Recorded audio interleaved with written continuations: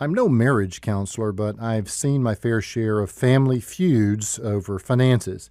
My friend Bob Livesay turned me on to a helpful explanation of the widely divergent ways that we deal with conflict about money or really about anything in marriage. Think about the conflicts that you've had in your marriage over money. If you're satisfied with the outcomes of that conflict, it's a win for you. If you're not, well, it's a lose. The same thing is true for your spouse. So you've got at least 4 possible outcomes in every marital conflict over money. Lose-lose, lose-win, win-lose, or win-win. What happens when lose-lose is the result of conflict? Well, that means that neither you nor your spouse gets what they want, and usually that means that one of you has withdrawn.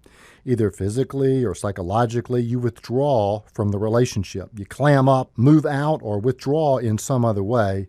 Nobody is happy with that outcome. In a lose-win, you feel as if you've had to give in and let your spouse win the argument in order to keep the peace. You yielded. At first, that might sound like a very noble thing to do for the person on the winning side, but it isn't.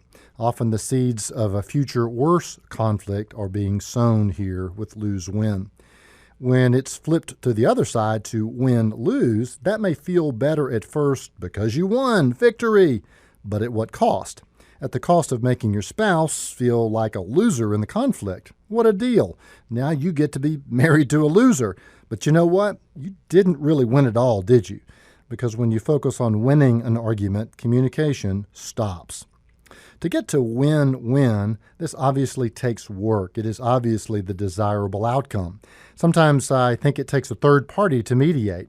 But what a difference when you both commit yourselves to finding a solution to which you both can honestly say, that was a win for me and a win for you. Win-win is more simple than compromise. Often compromise is no more than the natural outcome of oppositional negotiation in which neither side gives up any more than it has to. Win-win requires humility. It requires true resolve. It is hard work, but let me tell you, the results are worth it. Next week, we'll talk about how to move towards win-win instead of familiar family financial feuds.